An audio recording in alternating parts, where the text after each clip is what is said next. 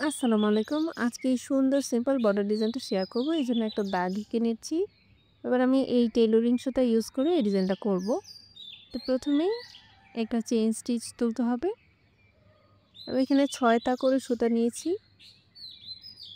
তারপর সুতাটাকে এভাবে ধরে সুইয়ের সাথে ঘুরিয়ে একটু দূরে আরেকটা স্পেসে আরেকটা চেইন স্টিচ তুলতে হবে। আর এভাবেই হয়ে যাবে ক্যাবেল চেইন স্টিচ। আবার দেখিয়ে দিচ্ছি, সুইটা এভাবে সুতার সাথে পেঁচিয়ে নিয়ে একটু স্পেস রেখে চেইন স্টিচ তুলতে হবে।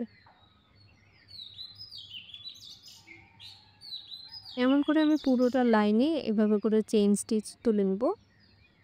এমন করে আমি ২ টা রো দিয়ে দিলাম। এবার মাঝে সুতার কালার চেঞ্জ করে আমি স্টিচ তুলছি। এখানে আমি ৬ টা সুতা নিয়েছি।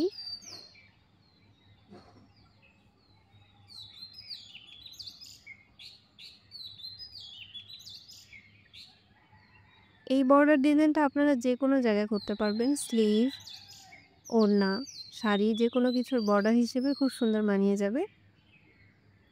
ব্লাউজের হাতায় এসব ডিজাইন খুব ট্রেন্ডিং। চিকন করে এই বর্ডারটা তুললে খুব ভালো দেখা যায়। এটা সিম্পলের মধ্যে অনেক এলিগেন্ট দেখায়। তো এভাবে করে আমি স্টিচটা তুলে নিচ্ছি। জিগজ্যাগ মতন হয়েছে দেখেন।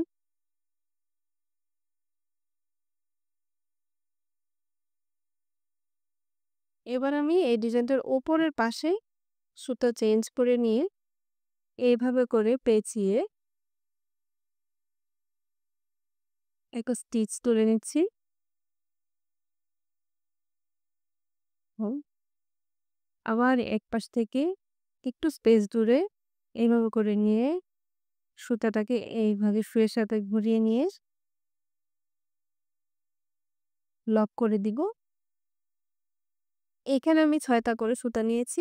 আপনারা একটু ভালোভাবে খেয়াল করলে বুঝবেন আমি চিকন সেলাইটা তুলছি। আর যাদের একটু বুঝতে অসুবিধা হয় তারা প্লেব্যাক স্পিডটা একটু কমিয়ে নিয়ে দেখতে পারেন। তেমন করে আমি পুরোটা রো করে ফেলবো।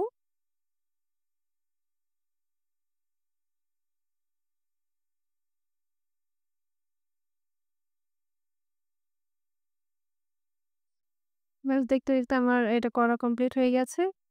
এই হচ্ছে আমার ফাইনাল। আপনারা এটা যেকোনো জায়গায় ইউজ করতে পারবেন। কেমন লাগলো ডিজাইনটা অবশ্যই কমেন্টে জানাবেন।